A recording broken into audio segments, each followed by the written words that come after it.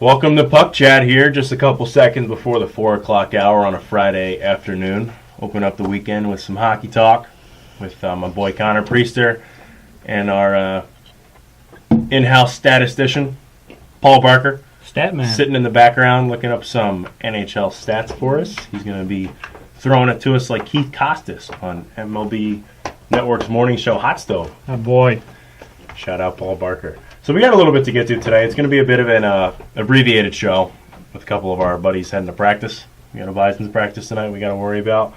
So we're looking at maybe 45 minutes today of some good, hard hockey talk. We got a lot of interesting stories to get to today. Starting off with the firing of Claude Julien on Tuesday. He was at the helm of the Bruins organization for just about a decade. 10 seasons there he spent anchoring that team. He was actually the longest tenured coach in the NHL before his firing this past Tuesday. He led Boston to the playoffs in all of his first 7 seasons in that city. He led them to a Stanley Cup victory over the Canucks in 2011, and they were runner-ups to the Blackhawks in 2013. So a very prosperous franchise, despite their reputation over the last decade or so, under Mr. Julien. He was a Jack Adams Award winner in 2008-2009, given to the best coach in the National Hockey League. Boston won the President's Trophy under Julien in 2013-14, awarded to the team with the most points. And during his tenure in Boston, he amassed a 419, 246, and 94 overall record. He is the all-time coaching wins leader for one of the original 6 franchises. What does that say about the legacy of Julien, despite the reputation that his teams may have garnered over these last few years? When it comes down to the nitty-gritty of it, Julien was the real deal, and he's going to be very well sought out for, as teams look forward with coaching changes. He's going to be high on the list of a lot of teams that are looking for a change. If he's on the open market for coaching, it's going to be like a top free agent in the offseason because he brings a lot to the table, anchoring a team down as their head coach for 82 games every season. Yeah, definitely. Any team that's in dire need, not even in dire need, in need of filling a head coaching role. There's been a couple of firings this past year. A couple of interns are still working right now. But yeah, you said it. I mean, the record proved itself. He was very successful in Boston, and it caught me by surprise a little bit. I mean, we talked about it a little bit on our Tuesday show, and even a little bit before how he was on the hot seat. And I didn't think they were actually going to let him go. I mean, they're only I think a point out of the wild card right now, and they did have a wild card spot locked down. They're in the second wild card spot. That's why we have Paul. That's why we have Paul. They are locked down right now. Well, right now they're in the second wild card spot, but that second wild card is wide open right now. We're going to get to that a little bit later when we're talking about standings. But I mean, it came to me as a little bit of a surprise. I mean, because like I just said, I mean, they're in the second wild card spot. Have they been doing as good as the past? No, but I mean, he's a good coach. They have a decent team. They've flown a little under the radar, but I guess they just think that they're a little bit better with their assistant coach at the Realm. Yeah, it's a veteran team that's gotten older together, and they're fairly past their prime at this point. But they've had a little bit of a youth movement this year with Pasternak really coming into his own. He's got about 44, 45 points this year. Brandon Carlo having a great rookie season on defense, working with Chara a few games there. But I think moving forward, you said it, you alluded to it a little bit there in your talk. While they were in a wild card spot for a good while now, this Boston team has been more or less treading water. Not really making a lot of progress in the standings, but not really falling too far behind where we see them as They were third in the Atlantic a couple of weeks ago. They are still now. Game out of second. Yeah, they're still third right now, tied with Toronto, at least as of Tuesday. And I believe Toronto took a loss. A couple of weeks ago, Toronto took a loss last night to St. Louis. A couple of weeks ago, they had a little bit of wiggle room at least, but I mean, it's not like they're completely falling apart, and that's why I really didn't understand the firing of Julien because I mean. They're still above 500. It's not like they're flopping completely this year. I mean, well, I think what they wanted, and what I was reading from a couple articles, they just wanted a fresh look. It's not saying that Julien's coaching style was tired in Boston, but they needed a little bit of life brought into this team because at least from the reports, their intern Bruce Cassidy is going to be expected to really increase the tempo at practice, which eventually should lead to a faster-paced Boston game for 60 minutes on the ice every game. And we saw that right off the bat. I don't want to jump to immediate conclusions, but their first game under interim Bruce Cassidy was a 6-3 victory over San Jose, who's seeming to have a really tough time on this East Coast swing. Yeah. Coming off a tough loss on Tuesday to, in comeback fashion right here in Buffalo. So they really caught San Jose at potentially at good times, which is why I don't want to get ahead of myself and say Cassidy was the answer after one game. Mm-hmm. But it surely was a good sign for the next 26, 27 games of the season that they got off on the right foot with the interim. It seemed like their play in that game was a lot quicker. They were creating offensive chances. The 6 goals right there off a very, very good team from the West, and it's a great start. For a team that's looking to move towards the future, at least in the coaching aspect. That team's going to have a total overhaul and a total flip of the roster eventually, with their core only getting older together. Mm-hmm. So this is part one of probably a flip of the Boston organization as a whole. So we wish Julien the best. He's not dead in the water by any stretch. There's going to be a team that's going to need some help, and when a guy who has close to 500 victories, maybe even more than that, because he had a couple head coaching jobs beforehand. But 420 with one franchise, especially being a leader for a franchise that's been around for 100 years, really, really impressive on the resume of Claude Julien. Which brings me to the last quick question about Julien. We talked about this all the time. Do you think Boston's notorious style of play will change without Julien as their head coach, or do you think that it'll continue? I don't know if it's going to have time to continue. The way they're trying to change their game, being so fast-paced, it's probably going to be a lot more offensively oriented, trying to create chances and just outwork your opponent.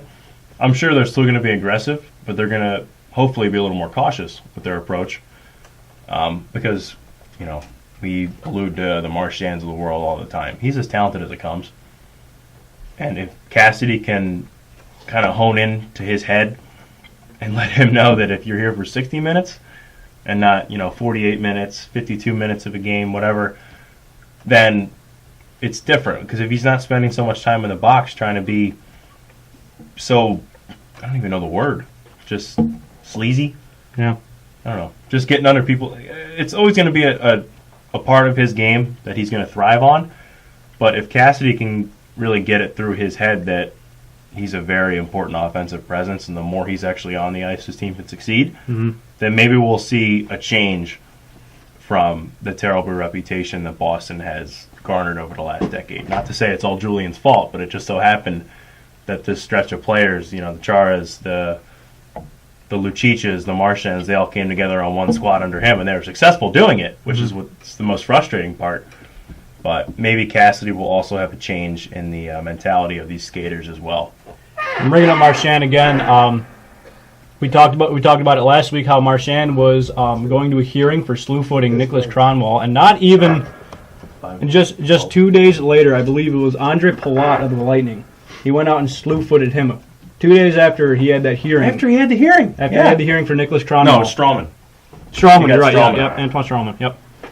Yeah, did you see that, Paul?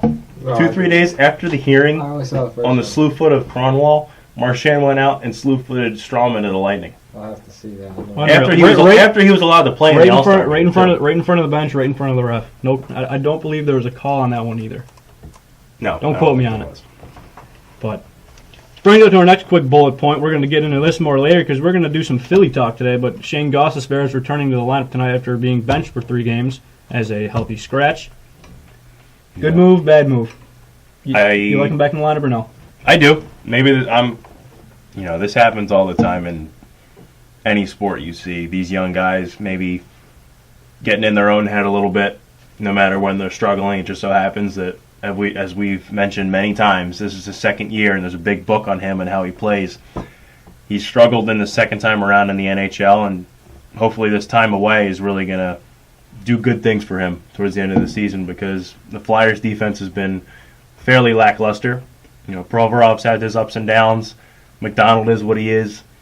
Streit is a great veteran presence, but Gostisbehere is the key to that defense. And if he's into every game, not trying to do too much with the puck on his stick, then this team can fare very well in the final third of this season as they chase a wild card spot as well. So I'm looking forward to his return very much. And then the last quick one before we get into our last two interesting headlines. Andre Burakovsky of the Washington Capitals is now going to be out 4 to 6 weeks with a broken hand after taking a puck to his hand. And so, yeah, he'll be out 4 to 6 weeks. In 51 games played this year, he has 11 goals, 18 assists combined for 29 points. And happy birthday to him. Broke his hand on his 22nd birthday. So it's going to be tough for the Washington Capitals, but they still have so many offensive tools and weapons. They're the best team in the East right now. Was there a corresponding move? What do you mean? Did they bring somebody up in his absence yet? Was it announced?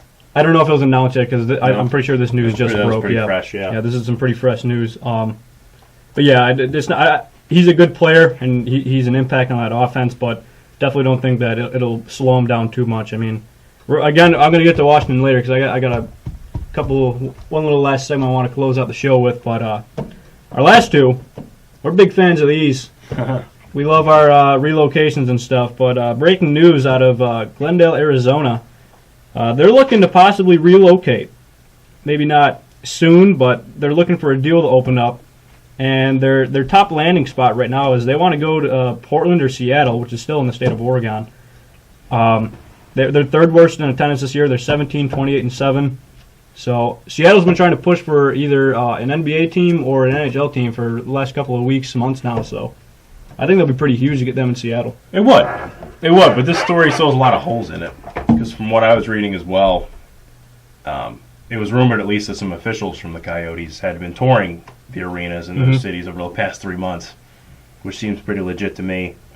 One reporter from the areas of Portland and Seattle actually told Daryl Jackson from the Glendale Star right out of Arizona that this news was even occurring, as it was going under the radar of most other organizations and people, even in probably the Coyotes organization, that this was even going on. But the team executive vice president of the Coyotes, Rich Jackson, actually shot down the story after all these rumors, saying that they are fully committed to Arizona. So where does this leave you? Is that just a saving face? Are they actually still working on this, under the radar? Could the NHL be receiving a huge facelift with another relocation? We got another story to get to now. The NHL is going to have a lot of stories on its hand, in its plate, moving forward. A lot of potential relocations, lots of places that have either, previously had franchises or places that are dying for an NHL franchise.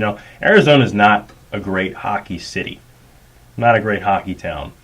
No. And, it shows in the attendance. Yep. It's just, quite honestly, hockey's a cold world sport, and Arizona just doesn't really seem to fit the style of hockey. And I don't think really that many people are into it. I mean, if the Lightning weren't so good, I don't think Florida would have that many fans either. Well, look at the Panthers. Panthers are low in attendance as well. Mm-hmm. But the owner also said that they're going, like you said, they're committed to Arizona right now, but they're going to sit there and try and find a nice offer that opens up. And if it does, I think they're going to take it. You got to keep all doors open. Mm-hmm. And that which brings us to our last headline before I head into our first real quick break. Connecticut governor wants a hockey team back in Hartford. They're willing to dish out money to try and restore the old XL Arena.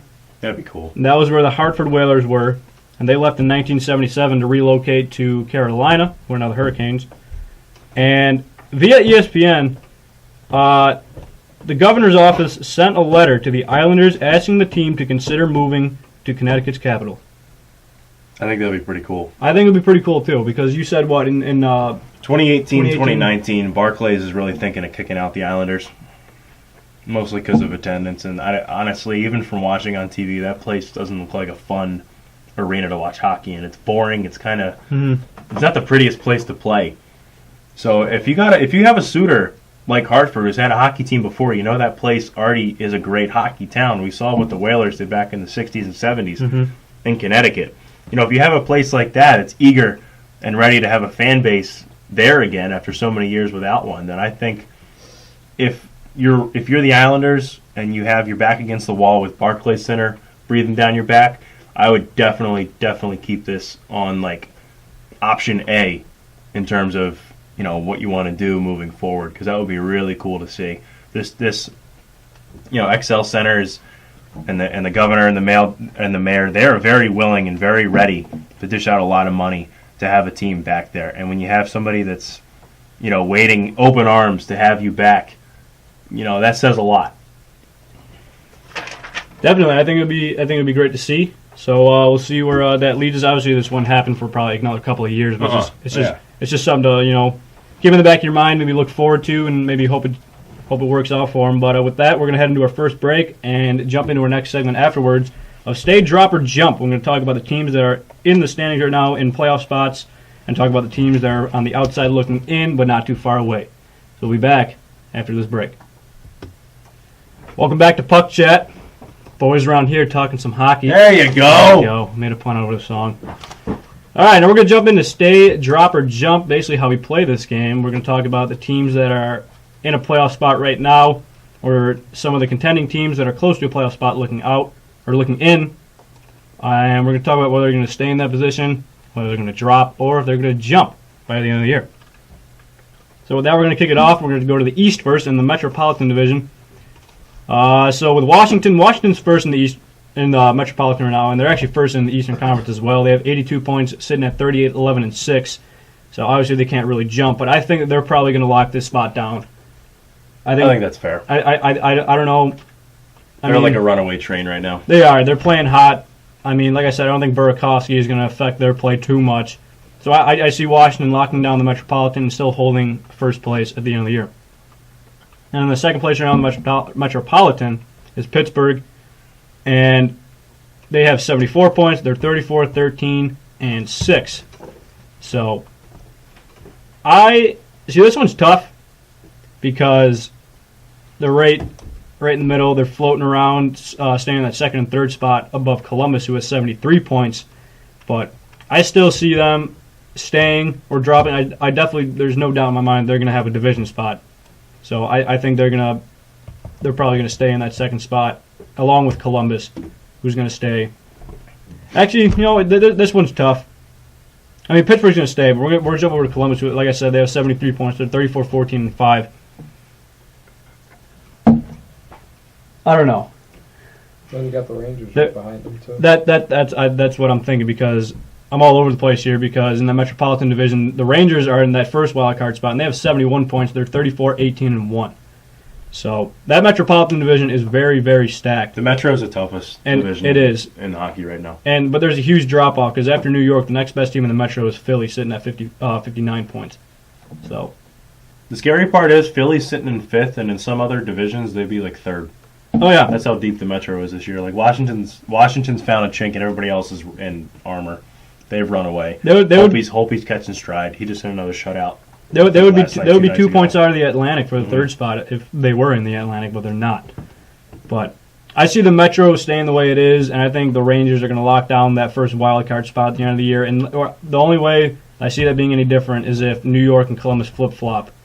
So I think the Metro is pretty good the way it is right now, with the Rangers locking down that first wild card. For the Atlantic, Montreal's not been looking like the Montreal they have been all year the last couple of days. I mean, they got shut out by Colorado. Yeah, I was watching that game. You and I were texting. That was after the Sabres game. Mm-hmm. And very odd to see. We had just gotten home, turned on the TV, and I'm like, that can't be right. Yeah. Colorado rookie Mikko Rantanen twirls a hat trick against Carey Price, and we catch it in the third. I'm like, it's 4-0 Colorado. Mm-hmm. I think they just broke 100 goals on the season. And they break out 4 of them against Price and the top tier Canadians. But if you look back at that game, it was a really weird game. Colorado caught Montreal on a weird night, because I think there was like 3 or 4 times where Montreal skaters just fell on the ice. Did you catch those highlights? Shea Weber was trying to pass a puck, and he caught his skate on his other skate. Another guy, I think Yemelin, was stuck behind his own net and just dropped like a sniper got him from like the 300 level. It was a really goofy game. One you want to forget if you're Montreal. Then I think Montreal will probably lock down that first spot in the Atlantic.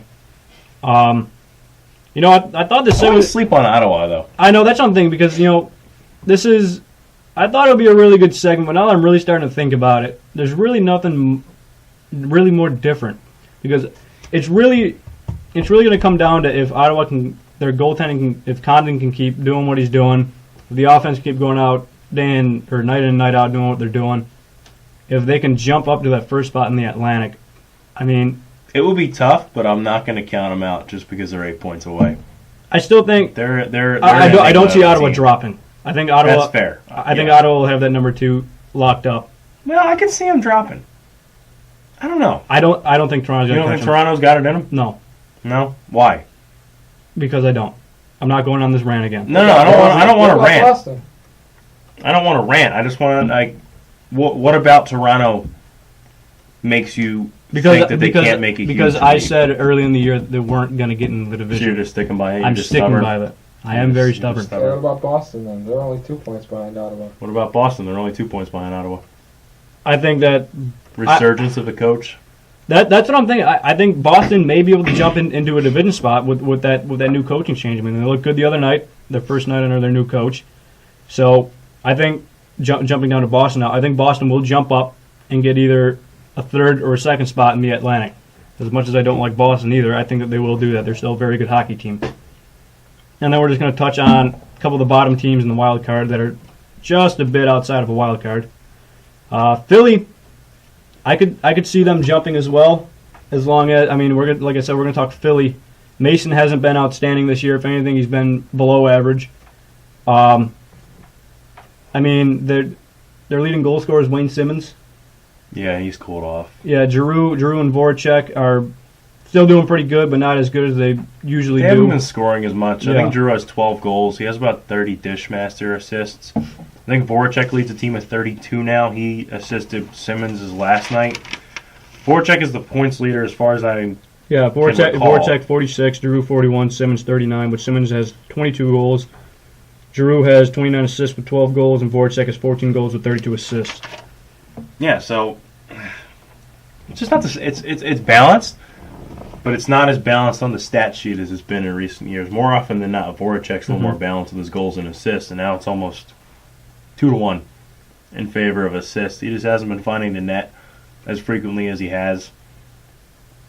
You know, it's terrible to watch the ghost of flyer pass go out and beat you. They had that game against LA last Saturday where who else but the resurgent Jeff Carter beats him in overtime after Neuberth twirls a shutty for the first 62, 63 minutes of play, but nothing's doing on the offense. They're trying so hard against Budai, Peter Budai, and then here comes Carter just breaking the hearts.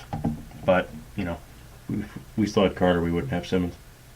So, I'm going to talk about the goaltending situation in Philly a little bit later. oh boy. But the very odd situation with the Islanders, we're going to go back to them. They have been on a roll recently. Their last time they're 7-1-2, and now about a month ago they were, I think, last in the Eastern Conference, and now they're only 2 points out of a wild card. Yeah, you want to talk about resurgence, like playing with a chip on their shoulder? Maybe it was the coach. Ever since they got rid of that coach and then they've been dealing with their interim, they've been on a roll recently. They just beat Philly last night. Their last 8 of 9 games against Eastern Conference teams, they've taken points. Mm-hmm. And only one of them was an overtime loss. Thomas Greiss has suddenly become a godsend. Yeah, he's 17-8-3 on the year with 2 shutties. I mean, he has a 2.39 goals against average, which is about average, and then the save percentage is a .923. So, I mean, Johnny Tavares is doing his thing. I mean, usually puts up about a point per game, or at least close to it. I mean, he's close to it. He has 44 points in 52 games. Josh Bailey has been outstanding this year with 38 points. Anders Lee has 32 as well, leading the way for the Islanders. But, I mean, I wouldn't sleep on New York either. I could see them maybe jumping, I wouldn't say into a wild card. I think that they will be... A thorn in the side. Yeah, they're going to be a team that you're going to have to look out for. Spoiler. So I think that they're going to keep jumping spots. I mean, if they could do it all the way from last and coming up to 2 points out of the wild card right now, I mean, I would not sleep on the Islanders. I could see them jumping, maybe getting into a wild card spot. But I think that, you know, if they keep riding this wave, they're going to be tough to jump to get into a wild card. Paul, what do you think about the Islanders? I just don't see him coming back. I don't see him in a playoff spot. Paul doesn't see him in a playoff spot. It's tough. It's a lot of ground to cover, and give them credit for the resurgence they've had over the past month or so. Like I keep looking at the scoreboard, and they're just turning my head. You know, Mm-hmm. If we did a segment on them a month ago, we'd be surely eating our words because they've made a fool out of everybody that left them for dead. Mm-hmm. So props to them. They've made a great run. It's just going to be tough. Then there's Florida with 56 points, but New Jersey also. yeah, New Jersey with 56, Carolina 55, Tampa 54, Buffalo 54, Detroit 54. I think Tampa's going to keep dropping. They are not playing well right now. They got to do something there. whether it's sell or try and get better before the deadline. Bishop's going to be the big fish in the free agent pond.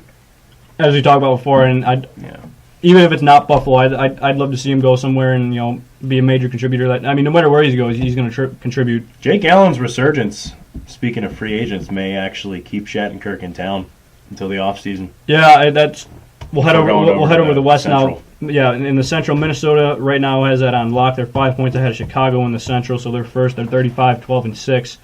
I see Minnesota staying. They've been playing good hockey all year. They have the goaltender with Devin Dubnyk, who's been outstanding, if not probably one of the best goaltenders in the league. Like you said, like we always talk about, they have the great balance of the veteran presence on that team. Eric Stahl almost having a point per game, unreal. Chicago. I see Chicago dropping. Is that a biased opinion? Or do you Not really a biased think opinion. I'm saying that because if Jake Allen starts playing more inspired, I see them jumping Chicago. I think Chicago will still get a division spot, but I think St. Louis is going to jump them and get the number 2 seed. 10 points Yeah. behind. If I was a betting man, I would say that. Even though right now, they're it's a 10 stretch. points behind, St. Louis has 61. I see them. It's all going to depend on Jake Allen. He seems like a man possessed. He's beat Toronto twice in a calendar week and shut out the Sens. So he's really put that rough stretch behind him. And if there's anybody who can do it right now, the way we saw him play last year, he can carry that team for a good while with his goaltending. Oh yeah. And that offense, it really flies under the radar. Tarasenko catches everybody's eye, but Had an overtime winner last night. Paul Stastny, Alexander Steen, those guys are going to right the ship. They got a solid squad out there in St. Louis. So like we said, they do well enough. Then Shattenkirk's going to be waiting until the offseason to really pick a new team. If anything, if he doesn't find a new contract with St. Louis, I don't think his name will be as high on the trade block if St. Louis continues to rise and really make some noise there in the Central, really knocking on the door of Chicago. Now Pacific, we got an interesting one here because San Jose has been playing weird hockey. I wouldn't even call it bad; it's just been weird. It has been weird. It has. They blew a 4-1 lead against Buffalo on Tuesday night, and then who did they play the other night? Boston. That was Boston's first win under right, Bruce Cassidy. Yep. And then they lost against Boston. So, like you said, they're bad too. They're having a bad East Coast stretch right now. So, Anaheim's not too far behind them with 68 points. San Jose has 70. Both pretty close in records. Actually, not even that close. Anaheim has 10 overtime losses, which is giving them 68, and San Jose only has 4. Yeah, Anaheim's caught their stride early in the season. You remember they were on a terrible scoring drought. Their big three of Getzlaf, Kessler, and Perry. Perry had the longest scoring drought of his career at the beginning of this season, and all of a sudden they've right their own ship as well and really put themselves in a good position after a very, very tough stretch to start their 2016-17 campaign. John Gibson has been up and down. Their goaltending situation is definitely in shambles, but the offense, thankfully, has backed that up while they've played carousel. Thing is, though, with San Jose, I want to go back to when we were at that game on Tuesday, when we went to that game. The style of play of San Jose was something that, I haven't seen every single team in the NHL play, but, the style of play that they do, the way they get pucks and bodies in front of the net was unreal. I think in, the part of the game that we watched the most, we had to have seen at least 5 redirects in front of the net. That is incredibly tough for a goaltender to stop. They're a big body team. Oh yeah, when you throw out Pavelski, Thornton, Marlowe, and then have Brent Burns at the point who comes down all the time. A physical guy. They got a bunch of big bodies that can put the puck in the back of the net and just be a great net presence. That team is built to wear you down. Yeah, so I'm going back to San Jose. I think that they're even though they've been shaky last week. I think they're going to lock down that first spot in the Pacific. I think Anaheim's going to drop. I think Edmonton's actually going to jump Anaheim. I could agree with that as well. Edmonton, I haven't heard a lot of them recently. Yeah, they've been flying under the radar a little bit, but they're still sitting at 66 points, 29, 18, and 8. Can't look past that. No. The wild card is Nashville and LA, who are both tied with 60 points. That one's wide open too. With Calgary having 59 points, you can't count Calgary out either. Who knew Chad Johnson was going to be this good this year? They're 28, 25, and 3, but they're only 1 point out of a wild card. So they got to stay healthy too. Yes, they do. With Gaudreau and Monahan both having to deal with injuries earlier in the year. if they stay healthy, I could see them jumping LA. Yeah. I think Calgary will jump LA and lock down a wild card. And, I mean... Do you think it's going to be too soon? Or, listen to me, too soon. Too little too late from Jonathan Quick for the Kings? They're going to be dead. You think they're going to be dead by the time he returns? Yeah, I mean, we saw that he was, I think he started skating, last week or the week before. But he was behind schedule. Yeah, he's still behind schedule. I don't think he's still set to return for at least a week or a couple weeks. So, I mean, who knows? I mean, Peter Buda got off to a hot start in the beginning of the year. But, I mean, that offense hasn't been what it's been. Jeff Carter's leading that team right now. That's fun to see. Which also I'm going to talk about later. Because you think of, LA, but without Jonathan Quick, if you think of LA, you think of Kopitar. So not this year. Yeah, not this year. That's my bold pick. Calgary's going to jump LA. I mean, the rest of that wild card, you got Vancouver with 54, Winnipeg with 54, Dallas 52. I wouldn't count Winnipeg out either. I think Winnipeg could make a strong jump. Same thing with Vancouver. I mean, Vancouver is just the goaltending. I mean, same thing with Winnipeg a little bit, but Connor Helbiuk has not been that bad this year. I know. I don't think he's been good enough, though. You and I have that affinity for Winnipeg. We like their young scorers, but I think they're going to be weighed down by that goaltending situation. I think that they're about a year away. I would say a year away. I would watch out for Winnipeg next year, and I do think they can make a strong push for the wild card by the end of the year. Well, they could be spoiler, if anything. Yeah. Towards the end of the season, because again, the offense can give you fits, but they're almost like I don't want to compare them to Dallas because they're not nearly as bad in net as Dallas, but it's the same sort of scenario where there's times where you watch Winnipeg and they're trying to outscore their own man between the pipe. Yeah, if Dallas had a consistent goaltender night in and night out, they would probably have the division spot locked down with the offense that they have. Oh, yeah. No doubt in my mind. But, yeah, that's about it. Eastern Conference wild card wide open. Calgary only 1 point out of the wild card. Except for that, we'll head into one more quick break to talk Philly, and then my list of the most underappreciated players in the NHL right now. So after this quick break, we'll be back. And we're back on Puck Chat. We're going to do a little bit of Philly on the fly. So I'm calling this segment. That was clever. We're going to talk about Kyle's Philadelphia Flyers. I almost said Phillies. Goodness. We can talk about the Phillies. We'll do that on Tuesday. We're going to start our MLB talk. What was it, the 30 clubs in like 3 days or something like that? Yeah, we got to talk division by division. I'm excited for that. I am too, so. There's going to be some long shows. Bring Yeah. your popcorn. Yeah, get your popcorn ready. Terrell Owens. All right. So as we mentioned, Philadelphia putting in Ghost back in the lineup tonight after sitting 3 games, and Konechny now headed to the IR. Yeah, that's tough to see. He's going to be out 4 to 6 weeks. He was involved in a collision Monday versus St. Louis. He did not return after that collision in the second period, and he won't for about a month and a half. That was part of a 2-0 shutout loss to the aforementioned resurgent Jake Allen. Konechny's season, he has 22 points on the year. He's had an up-and-down rookie campaign. He started pretty hot. He showed that he had a lot of fight in him at age 19. I was at a game after Thanksgiving where the Flyers welcomed in the Rangers to town, and I believe Brandon Manning got boarded, and Konechny showed a lot of fight by going right after, it might have been Kevin Hayes or something like that. That's good to see from a young guy. Took a lot of penalty minutes in the process, but okay. Hey, whatever gets the job. Principle not result. Yeah, he was there. Principle versus result. He was there for his teammate. Shout out to Chavi. Yeah, shout out Travis. We'll bring him on one time, and we'll have a phone call and see. He'd love to talk Sabres. We got to see if a phone call has any terrible feedback on a microphone. We'll probably work on the laptop. Yeah. Probably not the. Anyway, we're getting ahead of ourselves. But Konechny in the last few weeks, aside from his benching the last 2 games before the St. Louis affair, he has seen his ice time dwindle as of late. So his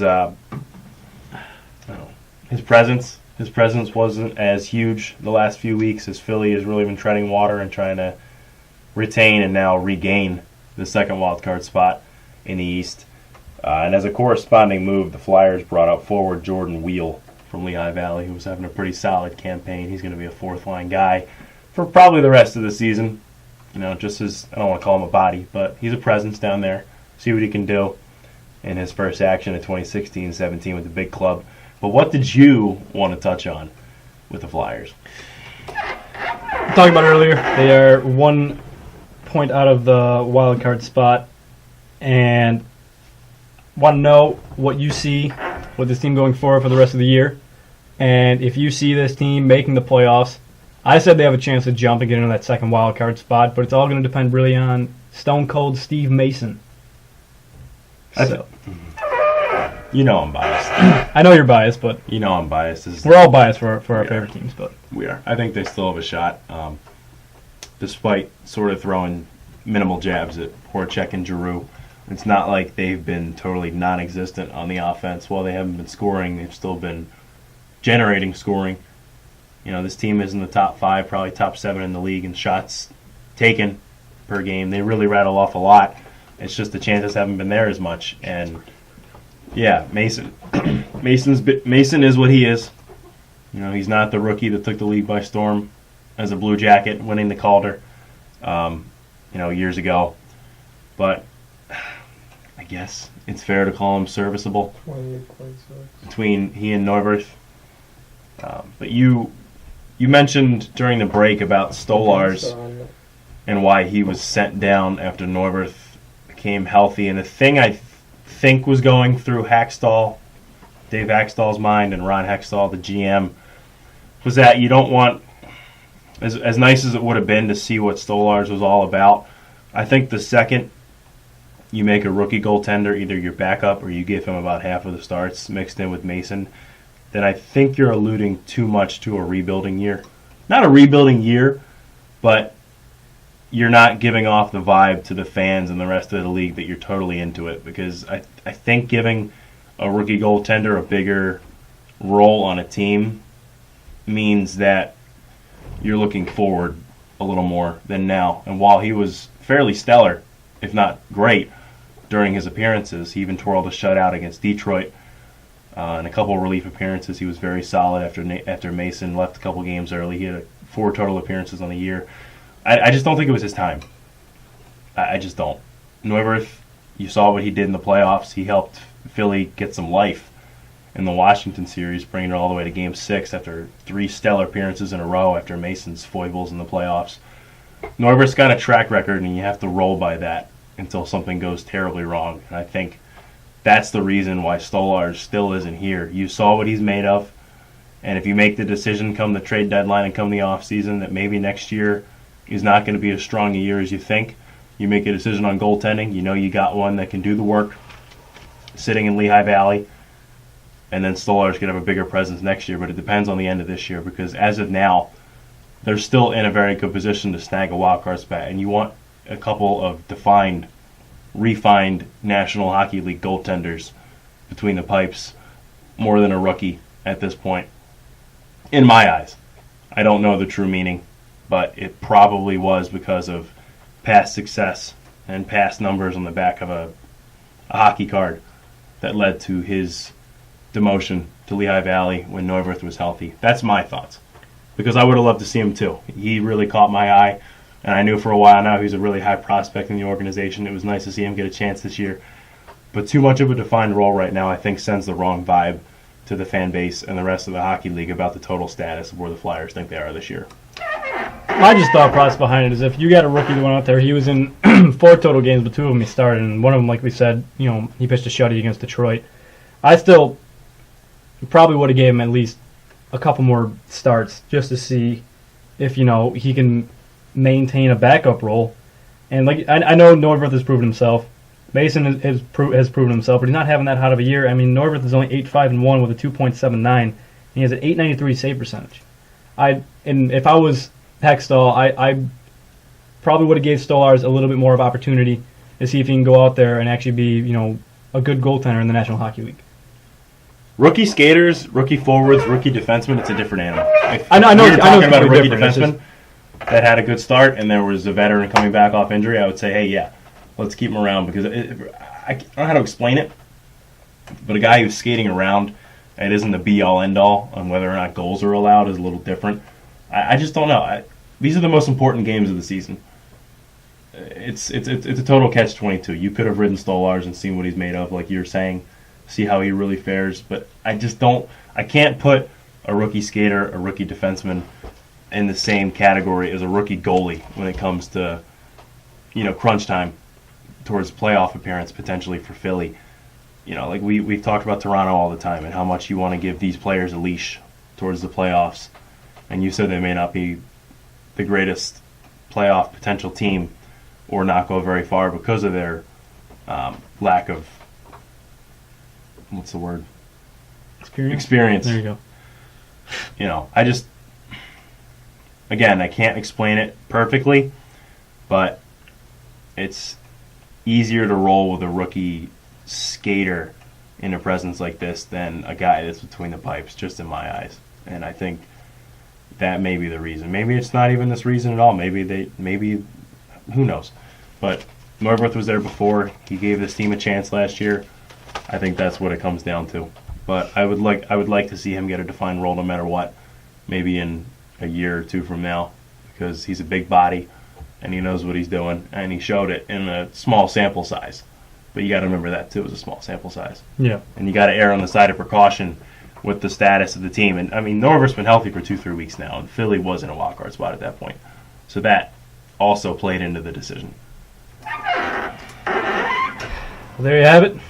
Philly on the fly with Connor Priester and Kyle Powell. And to our last segment of the day. Got a nice little list here I like to call my most underappreciated players this year. And we're going to get through the countdown of the 5 players that I wrote down, starting with number 5. You'll probably agree with me on this one. Mitch Marner. Yeah, I would agree with that. The spotlight normally goes on the 1-1 in Austin Matthews. Austin Matthews being the 1-1 in Toronto. But Mitch Marner this year has 48 points, 14 goals, 32 assists. And the reason why he's on my list as number 5 is that he is, I wouldn't say completely overshadowed. It's just, I mean, if Matthews made the All-Star game, I think Mitch Marner should have as well. I mean, he's not the goal scorer that Matthews is, but he's at such a young age already, and as a rookie, he's an elite playmaker. I mean, he's a smaller guy, but I mean, he's one heck of a hockey player. I mean, the numbers don't lie. He's definitely a key reason why that Toronto has such a good offense, along with JVR, Matthews, and company. So that's number 5. Number 4 is a guy that is overshadowed by other fellow teammates that we talk about all the time, and you're probably sick of me talking about him. He's overshadowed by Taves, Kane, Keith, Hossa, and company. Artemi Panarin this year has 48 points, 18 goals, and 30 assists. Guy that won the Calder last year and is having just about as good of a year this year again that nobody really talks about too much. Which, my only reason behind it is that he's overshadowed by Taves, Kane, and others. Alrighty then. Sorry, I was looking at some stats. I wanted to surprise you with one of my own. But you can keep going. I'm still looking for a diamond in the rough. Number 3 is out of Washington. Ooh, this one kind of just surprised me, so I guess I wasn't appreciating him enough. Nicholas Backstrom out of Washington has 57 points this year, 11 goals, 41 assists. And I understand that the goals aren't, he's not a 20-goal scorer already, but there's a guy that touches the puck before Obi puts it in the net. It's probably Backstrom. Or anybody else. I mean, 41 assists, 11 goals, 57 points. I mean, more than a point per game. I don't think people give this guy credit enough because you got, when people hear Washington, you think, Ovechkin and Holtby, but I mean, Backstrom's been here for a while. He was part of that big 3 back when, there was Backstrom, Semin, and Ovechkin. He's been here a while. So I think people just got to start to understand that, there's another elite superstar on that team other than Ovechkin and Holtby. Yeah, that's nuts. Number 2, getting into the nitty-gritty. Yeah, the nitty-gritty of this list. Cam Atkinson, another guy that we talk about way too much. But I can't think of another reason why that people wouldn't really appreciate Cam Atkinson enough other than the reason of that Columbus, I mean, like we're talking about Arizona, I mean, they're not really a hockey town. You don't really hear their name a lot. So, I mean, they're not a big market team. I mean, they're having a great year this year. They're third in the Metro. But, I mean, in 2015-16, he missed one game, and he had 53 points. But in 14-15 and 13-14, he only had 40 points. And at the age of 27, he's finally, getting into his prime, having a point per game. I mean, he also has 26 goals. Can't look past that either. Nope. Number 1, finally getting to it after we're talking a little bit about this team and him earlier. Jeff Carter, my number one most underappreciated player in the NHL right now. 51 points, 29 goals, 22 assists. And he's got to be at least probably about 32, 33. He's playing like it's 2008. Yeah, he is. He's 32 years old. 32 years old. Paul, our stat man in the back corner. Thanks, Paul. But yeah. And this really was brought to my attention. I know that it's a completely different world, but Dude, don't. man's an 87 in NHL 17. I'd say Kopitar's like a 92. He had to bring up the video game. I had to bring it Of up. course he did. Of course he did. It's the little things that really get you going. I mean, you just can't look past it. Kopitar is having a completely weird year from what he's been doing. I mean, the team is not what it used to be in the last couple of years. I mean, I understand Johnny Quick is gone, and that you're losing. You're not going to go out and probably play as inspired or put up the same amount of numbers you do. But Jeff Carter's putting it up night in, night out. He has 51 points, like I said, 29 goals, 22 assists. You cannot look past this. You cannot think, LA, Ante Kopitar is the best player on the team. Jeff Carter is the best player on this hockey team right now. Makes me smile. I know. I miss him. I do. But it was a move that had to be made. But hey, he's playing like it's 2008, like I mentioned. He's got an outside shot. It's going to be close. Probably really outside. But his best point output in the season was 84. I mean, He could probably catch he's that. playing at a crazy production rate Yeah. right now anyway. It would be a lot to withhold and withstand and maintain for the next 26, 27 games. But, no matter what, having a resurgence at age 32 for a fairly hapless team at this point really says a lot about the talent of a guy that's probably beyond his best Yeah. years. For sure. Maybe not the total points, but he's 17 goals away from his career high, 46. Did you find any diamonds in the rough? I didn't, but I like your What your about list. Phil Kessel? What about Phil Kessel? I did look at Phil Kessel, but Phil Kessel does get a lot of attention. This was more 2 points. This was more based Goals, on in the 34. media who I see that's getting recognition for what they're doing. I mean, Mitch Marner, it gets brought up every now and then just because he has more points than Matthews. Panarin you never really see because whenever you think Chicago, it's Taves and Kane. Backstrom you never really see people talk about too much. Cam Atkinson, the only time he got talked about was when he was an alternate in the All-Star game. And Jeff Carter, nobody's really bringing to light that he has 51 points. He's the best player on LA this year. How about this dude? Who's Mark? Mark Mark Scheifele. Scheifele. Yeah. We talk about Mark Scheifele too much. Oh, I couldn't put him on the list. Who else, Paul? Come on. I don't know. I'm looking at stats.